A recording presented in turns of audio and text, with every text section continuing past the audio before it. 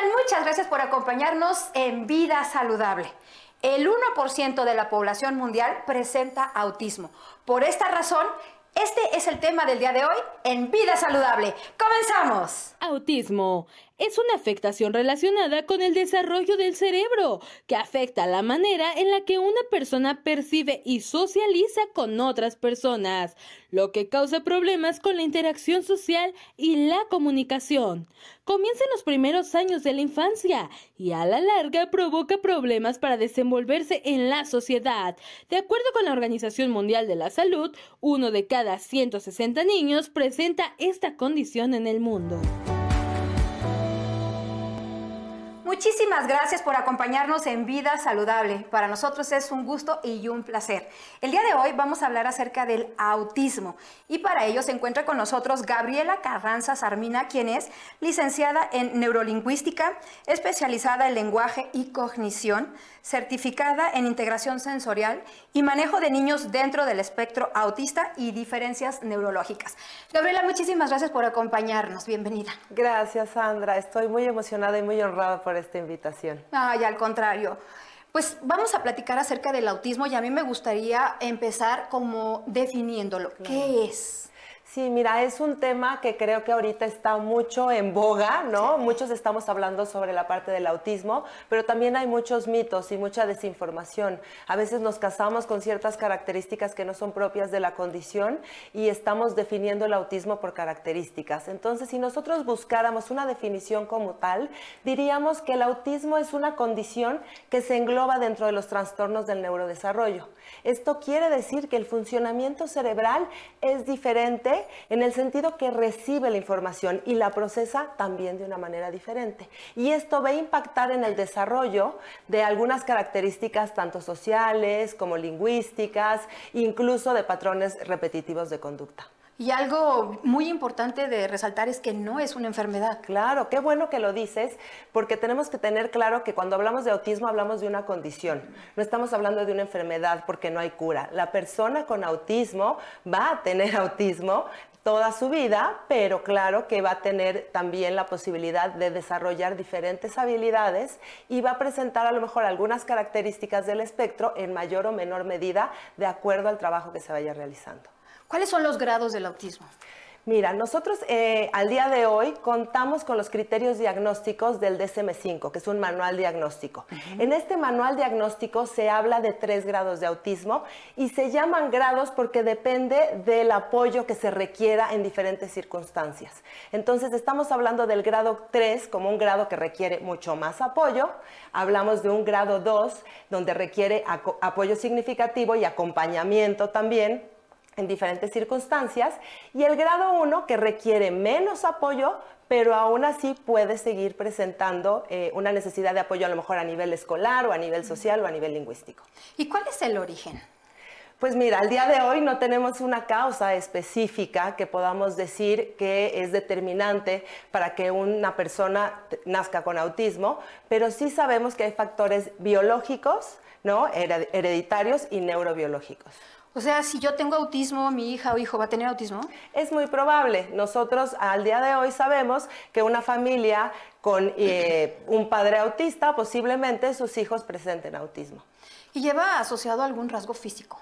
No, para nada. Vuelvo a lo mismo, no estamos hablando de un defecto genético ni estamos hablando de una enfermedad, entonces no es algo que se pueda diferenciar de manera física. Claro que sí. ¿Cómo lo podemos detectar? ¿En qué edad o en qué momento se empieza a manifestar? Claro, al hablar de una condición, de un trastorno del neurodesarrollo, es algo que se presenta en la primera infancia.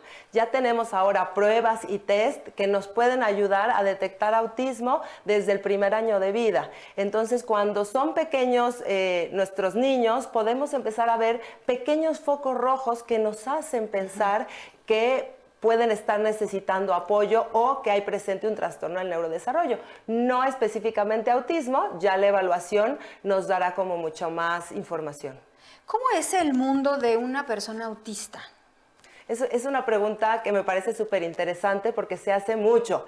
Y pensar que el mundo de una persona autista también es el mundo en el que nosotros estamos, ¿no? Estamos y convivimos en el mismo mundo, únicamente que al percibir la información de manera diferente, puede ser que las personas con condición del espectro autista puedan recibir la información sensorial, es decir, del medio ambiente, con mucha más intensidad o con menos intensidad, puedan tener intereses mucho más específicos en temas que son para ellos muy importantes y puedan estarlos explorando durante más tiempo, pueden tener mayor necesidad de explicación de aspectos sociales, y eso es lo que hace a veces que estas características puedan no ser tan entendidas por las personas, digamos así, neurotípicas, ¿no? Así es el mundo de la gente autista. ¿Y cómo ven ellos el mundo? ¿Cómo nos ven a nosotros? Siempre que nosotros hablamos de neurodivergencia, es importante tomar en cuenta la visión del autismo en primera persona. ¿Y cuál es la visión del autismo en primera persona? Al día de hoy ya tenemos muchos activistas autistas que dicen su postura y pueden hablar de sentir que a lo mejor las personas no neurodivergentes pueden no ser muy claras en todo lo que tiene que ver su diálogo social, o pueden a lo mejor decir las cosas en doble sentido o no ser muy claros, y eso puede llegar a confundirlos. Gabriela, ¿te parece si hacemos una pequeñita pausa y continuamos hablando del tema? Excelente. Ustedes no se muevan de su lugar, estamos en Vida Saludable y como siempre los quiero invitar a que nos acompañen, que nos sigan en nuestras redes. Nos encuentran en Anesma Televisión 8.4 y ya también tenemos YouTube, entonces síganos a través de Anesma Televisión 8.4. Si se perdieron algún programa, si en su entidad no pueden ver el programa, lo pueden hacer ahí en vivo o la repetición. Si necesitan algún dato, informe, o si nos quieren comentar algo bonito o hacer alguna sugerencia, lo vamos a recibir con mucho gusto. No nos tardamos, estamos hablando de autismo, regresamos a Vida Saludable.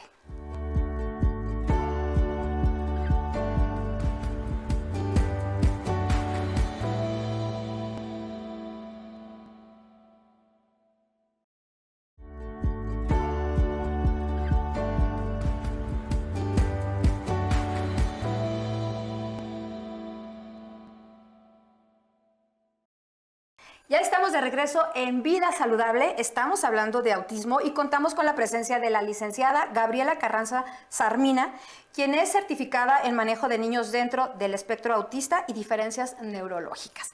A mí me gustaría que iniciáramos este bloque platicando acerca de las características de la persona autista. Claro, Sandra, mira, el mismo nombre, ¿no?, nos habla de un espectro, ¿no? Es trastorno de espectro autista. Esta condición quiere decir que es un espectro porque es muy amplia las características y varían en cada persona. Pero en mayor o menor medida, por este procesamiento neurológico diferente, podemos encontrar dificultades a nivel social, dificultades a nivel lingüística y también a nivel sensorial, en mayor o menor medida, que los van a acompañar el resto de su vida, teniendo mejores habilidades en unas que en otras. O sea, vamos a estar el resto de nuestra vida con el autismo o con el familiar autista, porque a mí me gustaría saber, cuando la persona autista es un niño, pues obviamente tiene normalmente el apoyo de los padres. Claro. Pero ¿qué pasa cuando crecen, fallecen los papás o ya no tienen ningún familiar? ¿Cómo es la vida de esta persona autista? Creo que eso es algo bien importante y depende mucho de varios factores. Uno, si la persona autista conoce su diagnóstico, que creo que eso es algo bien importante, porque muchos padres tienen el diagnóstico, lo asumen, empiezan a trabajar sobre él, pero no se lo comparten a sus hijos. Y el saber quién soy, el poder saber cuáles son mis características propias que me hacen esta gran persona, también me ayuda a poder respetarme y transmitirle a los otros lo que necesito o el tipo de apoyos que requiero.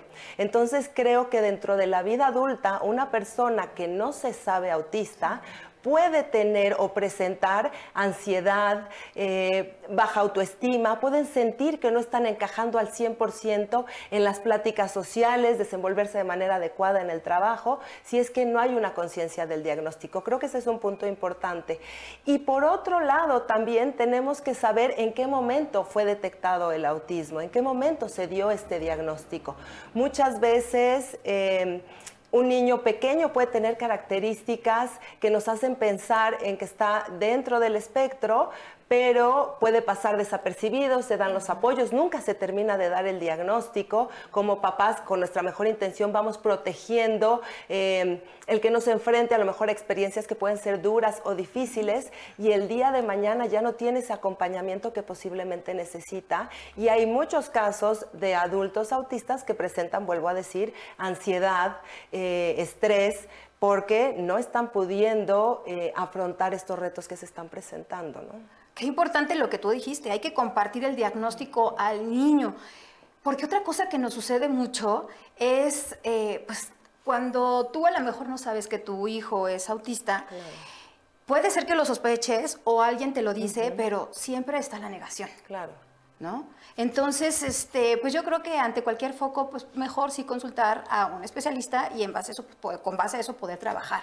Le vamos a ayudar a nuestro hijo desde muy temprana edad, ¿no? Claro. Entre más temprano, mejor, ¿no? Totalmente. Y además también, nosotros como papás podemos ver cosas que nos llaman la atención, tenemos inquietud, pero no tenemos un especialista que nos pueda decir el diagnóstico y qué esperar de ese diagnóstico. Entonces, generamos un miedo infundado porque no conocemos a lo que nos estamos enfrentando. En el momento que el especialista nos da el diagnóstico, los padres se vuelven especialistas en el propio diagnóstico de su hijo. Y eso hace también que puedan respetarlo, comprender qué es lo que necesita, dar los apoyos necesarios y exigir, y lo quiero decir en el buen sentido, pero a la escuela, exigir a la terapeuta, exigir a los médicos tratantes cuál va a ser el área de conducción de sus hijos y que les den la explicación que es necesaria. Creo que da mucho miedo lo desconocido. El escuchar autismo puede generar mucho temor porque no lo conocemos al 100%. A medida que lo conocemos, podemos sentirnos tranquilos de que nuestro hijo presenta una condición que claro que va a requerir apoyo en mayor o menor medida, pero que va a poder desenvolverse de una manera adecuada y sobre todo ser feliz el resto de su vida, ¿no? Que de eso se trata, Claro. de tener calidad de vida, felicidad. ¿Cuáles serían los factores que podrían como alterar la estabilidad de una persona autista? Eso es algo bien importante porque muchas veces nosotros pensamos en autismo y vemos características conductuales o sensoriales.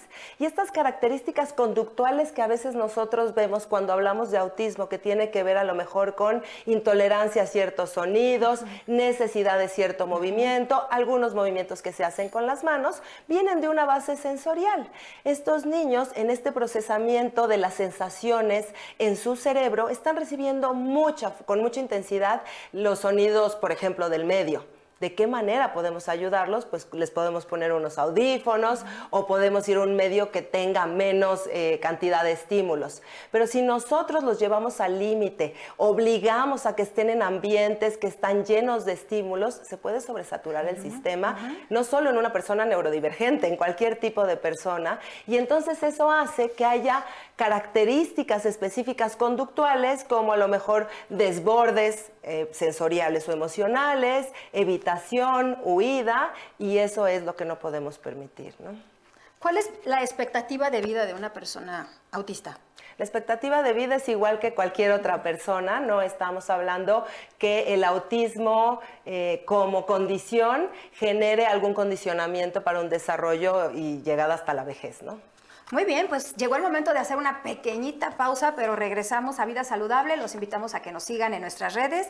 Nos encuentran en Anesma Televisión 8.4 y recuerden que ya tenemos YouTube y ahí también pueden ver el programa en vivo, mandarnos mensajitos, recomendaciones o lo pueden ver en el momento que deseen si se les perdió o están buscando alguna de la información o de los datos de los especialistas. No nos tardamos nada. Esto es Vida Saludable.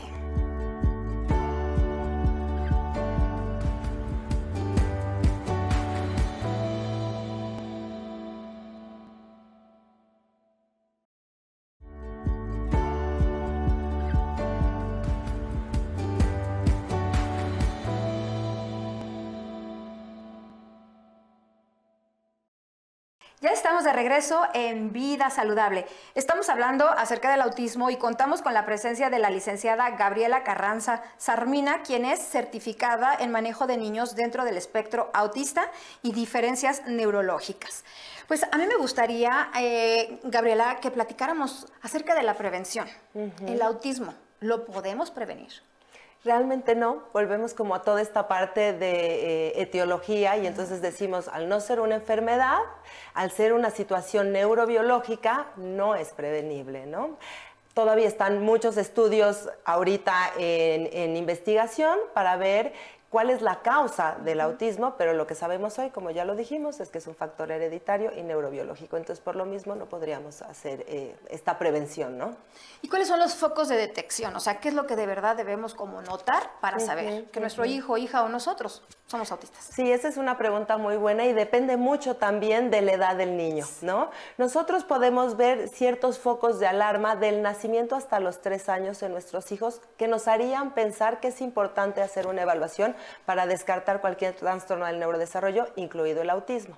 ¿Cuáles son esos focos? El que no responda a su nombre, por ejemplo, el que ya a los 3 años no tenga un lenguaje medianamente desarrollado, ¿no? Que nosotros podamos ver que nuestro hijo aún no tiene palabras sueltas, que le está costando trabajo darse a entender con otras personas. Sobre todo en esta área social también, el que lo podamos ver que se le dificultan las interacciones sociales o que tiene interacciones sociales, llamaríamos peculiares, ¿no? Que puedan llamarnos nuestra atención. También el juego es el factor más importante del niño. El niño se dedica a jugar y ahí también podríamos ver algunos focos rojos.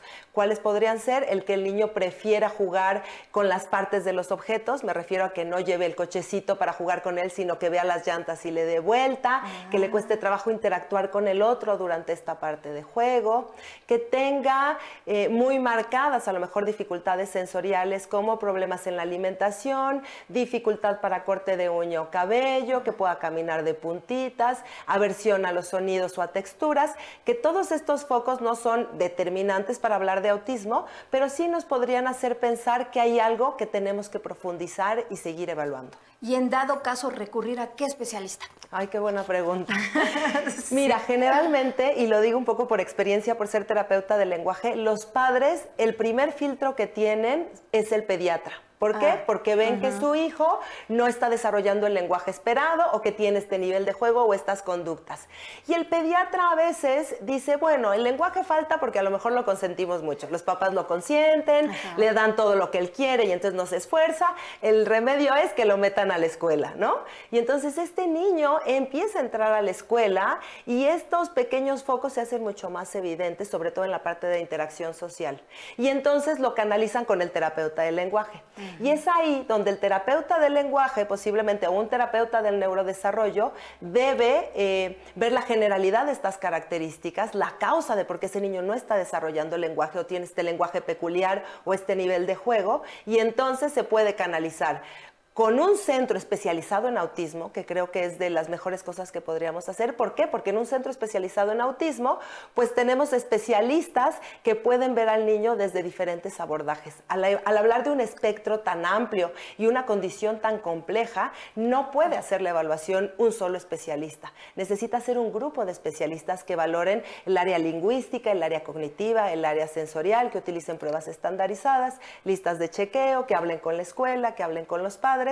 Entonces, el ideal sería un centro especializado o un neuropediatra o un paidopsiquiatra, que son las personas que finalmente terminan dando este diagnóstico. Y entonces, en este plan de intervención, ¿cuál sería el tratamiento? También depende mucho de estas características y del nivel de apoyo, ¿no? Lo que se hace cuando se da el diagnóstico es que se establece si esta persona presenta discapacidad intelectual, si esta persona presenta dificultad en el lenguaje funcional o no lo presenta, y dependiendo de eso nosotros vamos a dar esta intervención. De los pilares que nosotros hablamos en la intervención del autismo está el pilar sensorial, ayudar a que la persona pueda sentirse cómoda en el ambiente. El pilar lingüístico, el dar herramientas lingüísticas, ya sea de lenguaje verbal o no verbal, a la persona para que pueda comunicarse con nosotros. También trabajamos el pilar conductual, porque muchas veces, dependiendo la edad, se ve impactada la conducta del sujeto en determinados ambientes.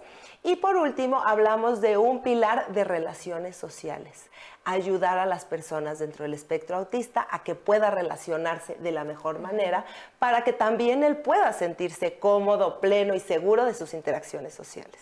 Y también quienes juegan o jugamos un papel muy importante, somos los familiares. Totalmente. Y las instituciones académicas, ¿no? Claro. Porque un niño autista puede ir a una escuela tradicional. Totalmente. Aquí viene un punto importante. Debería de ir a una escuela tradicional en el sentido que al día de hoy sabemos muchas cosas de inclusión. Es una de las propuestas que se hace, que la escuela debe ser inclusiva y que las personas neurodivergentes, claro que tienen cabida en estas escuelas. El problema es, como empezamos la charla el día de hoy, la desinformación. Muchas veces las escuelas pueden tener las ganas, saben el compromiso que requiere el estar con un niño dentro del espectro autista en sus aulas, pero tienen un desconocimiento terrible y muchas veces no tienen las herramientas. Entonces, ahí el papel de los padres y los terapeutas es dar este apoyo a las escuelas para que la escuela pueda comprometerse con conocimiento y que pueda nuestro niño desenvolverse de la mejor manera en el ambiente educativo como cualquier otra persona. Claro que sí, estar muy pendientes y nosotros los padres abrir ahora sí que todos nuestros sentidos para detectar a tiempo. Gabriela, ¿dónde se puede comunicar la gente contigo? Muchas gracias. Pues tenemos nuestra clínica al sur de la Ciudad de México, Espacio Terapéutico Integral. En Instagram y en Facebook los esperamos en @Espacio Terapéutico Integral Sur.